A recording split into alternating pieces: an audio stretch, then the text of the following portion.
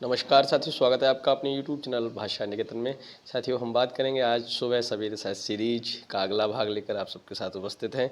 और साथियों, ये है जो हमारी सुबह सवेरे साहित्य सीरीज चल रही है वो है पीजीटी, टीजीटी और नेट जेआरएफ आदि सभी की परीक्षाओं को देने वाले के लिए बहुत ही उपयोगी साबित होने वाली है। तो साथियों चलिएगा वीडियो शुरू करेंगे। और साथियों, चैनल पर नए हैं तो प्लीज़ सब्सक्राइब करें और वीडियो को अंत तक जरूर देखें। तो साथियों, कल हमने लगभग 52 प्रश्नों को पढ़ा और आज हम अगले प्रश्न से चर्चा करेंगे। तो देखिएगा, सबसे पहले हम बात कर रहे हैं, देखते हैं, सांप्रदायिकता समस्या पर लिखा गया उपन्यास कौन सा है? तमस, बलचनामा, अपने अपने अजनबी या बूंद और समुद्र। बताइएगा, इनमें से सांप्रदायिक समस्या पर लिखा गया उपन्यास कौन सा है? तो साथियों तमाशा है। कौन सा? तमस। चलिए देखते हैं अगला प्रश्न। अगला है, निम्न में से कौन सा उपन्यास उपन्यासकार का युग सही नहीं है? बताइए, महाभोज मन्नू भंडारी, आवा चित्रा मुद्गल, तत्सम राजी सेठ या मुझे सूरज चाहिए सुरेंद्र वर्मा।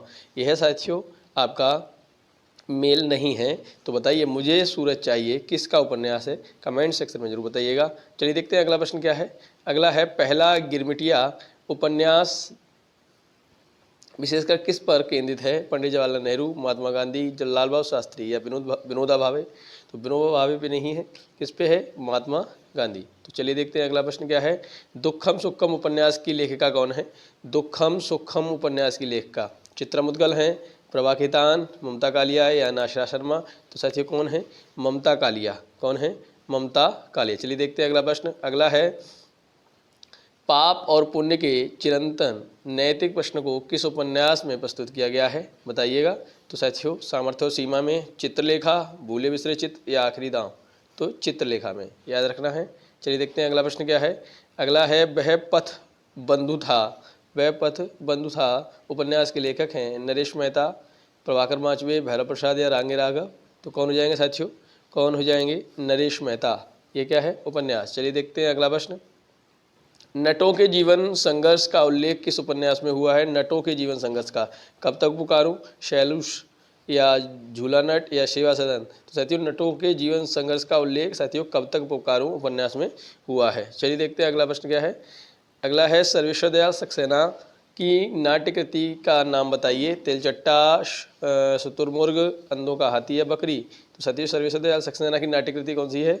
बकरी है।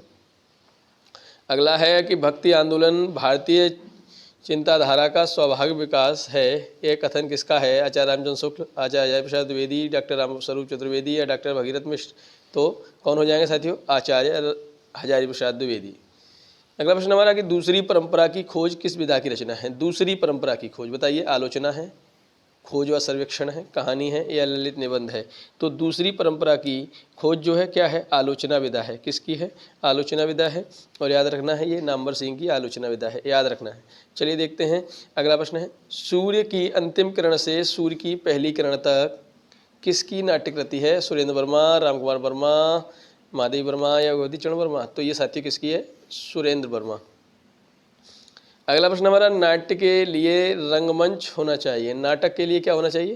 रंगमंच होना चाहिए, रंगमंच के लिए नाटक नहीं। यह कथन किसका है? महेश मोहन राकेश, मुद्रा राक्षस, डॉक्टर रामकुमार वर्मा या जयशंकर प्रसाद। तो साथियों, जयशंकर प्रसाद जी का कहना है कि नाटक के लिए रंगमंच होना चाहिए, रंगमंच के लिए नाटक नहीं। और अगला प्रश्न है, मध्य वर्ग की पारिवारिक समस्या को दर्शाने वाला नाटक कौन सा है? मध्य वर्ग की पारिवारिक समस्या को, जन्मेजय, नागयज्ञ, अंधायुग, आधे अधूरे या तमस। बताइए। तो साथियों, आधे अधूरे। कौन सा हो जाएगा? आधे अधूरे। अगला प्रश्न हमारा, देश विभाजन की त्रासदी किस उपन्यास में वर्णित है? देश विभाजन की त्रासदी बताइए, राग दरबारी, गबन, झूठा सच या इन्हीं हथियारों से। तो साथियों, कौन सा हो जाएगा? झूठा सच। चलिए देखते हैं अगला प्रश्न।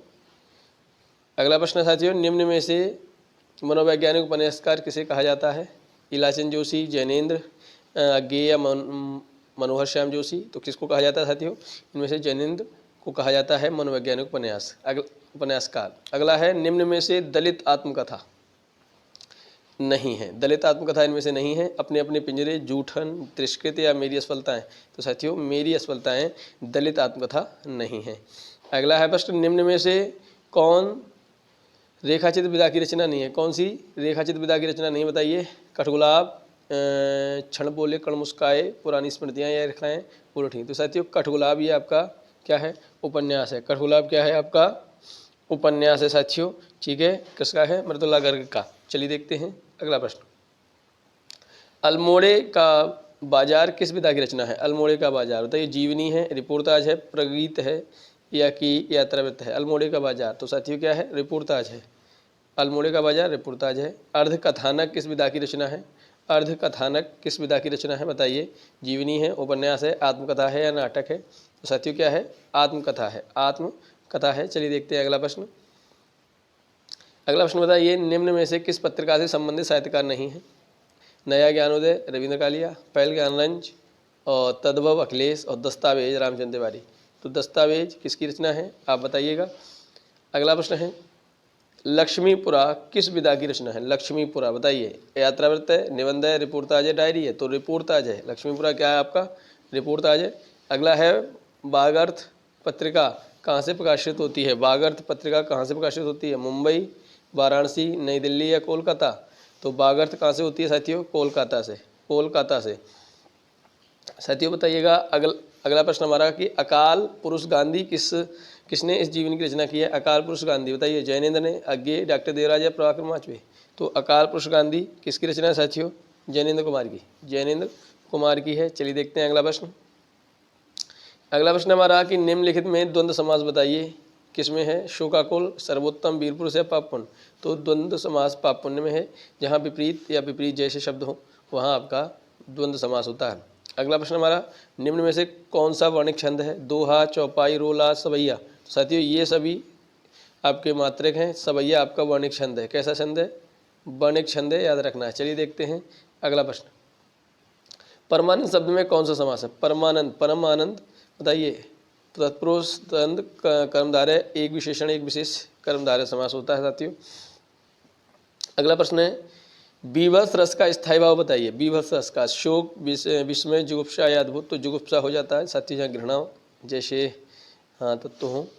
और अगला होता है प्रश्न, निम्न में से कौन सा अर्थालंकार है। श्लेष, यमक, वक्रोक्ति, रूपक। तो साथियों रूपक आपका अर्थालंकार है। अन्य ये सभी शब्दालंकार हैं। क्या हैं, शब्दालंकार। चलिए देखते हैं अगला प्रश्न।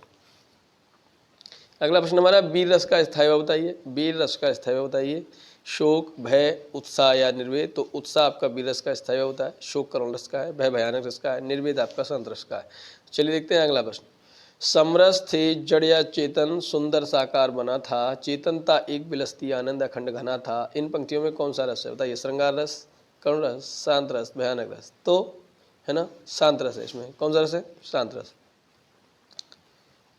अगला प्रश्न हमारा कि पंचवटी शब्द में कौन सा समास है। कर्मधारय, द्विगु, अव्ययभाव, तत्पुरुष। तो साथियों पंचवटी मतलब 5 वटों का समूह, संख्यावाची द्विगु समास होता है। अगला प्रश्न है, विनुपद चले सुने बिनु काना। बताइएगा इनमें कौन सा अलंकार है। असंगत, श्लेष, रूपक, वक्रोक्ति। साथियों इनमें से कोई नहीं, ये आपका कहें तो विभावना अलंकार होता है। कौन सा, विभावना, विभावना अलंकार ऑप्शन में नहीं दिया है और यही उसका क्या होता है, इसमें अलंकार है। ठीक है, याद रखिएगा। जहाँ पर क्या हो, जहाँ पर उपस्थिति चीज़ नहीं हो लेकिन उसके बगैर भी काम हो रहा हो वहाँ पे भावना। अगला प्रश्न है, निम्न में अर्धस्वर कहलाते हैं बताइए। या, मा, रा, ला। तो साथियों देखिए हिंदी के आधार पर करें तो या और बा आपके अर्धस्वर माने जाते हैं। संस्कृत के आधार पर या, वा, रा, ला सब माने जाते हैं। तो यहाँ पर या की बात करेंगे और अगर तीनों में अगर कभी पूछता अर्धस्वर नहीं है तो माँ कर देते। ठीक है, याद रखना है। चलिए देखते हैं अगला प्रश्न।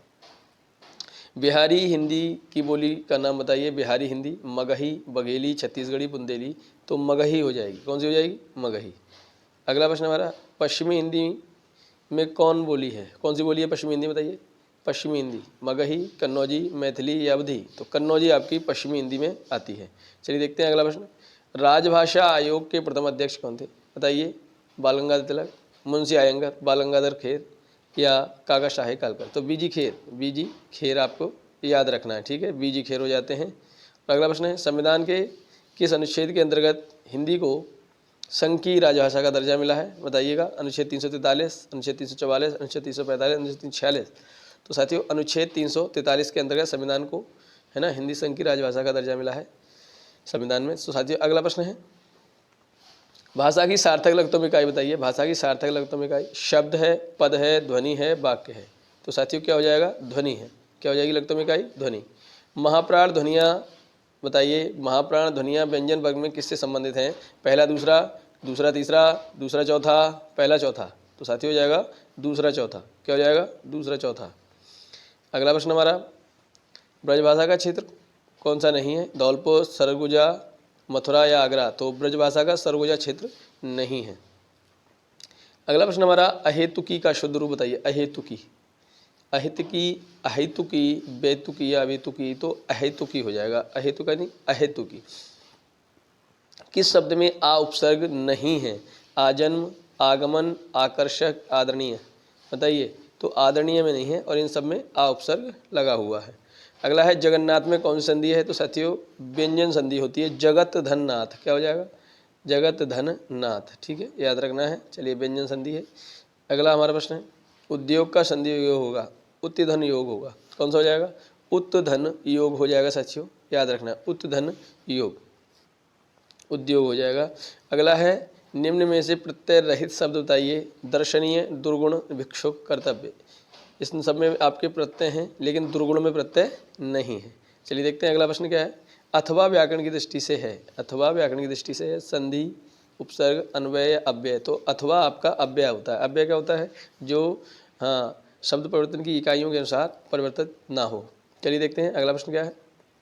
प्रत्येक का संधि थे प्रतिधन एक। प्रतिधन एक आपका हो जाएगा। इसमें यण संधि है। कौन संधि है? यण संधि है।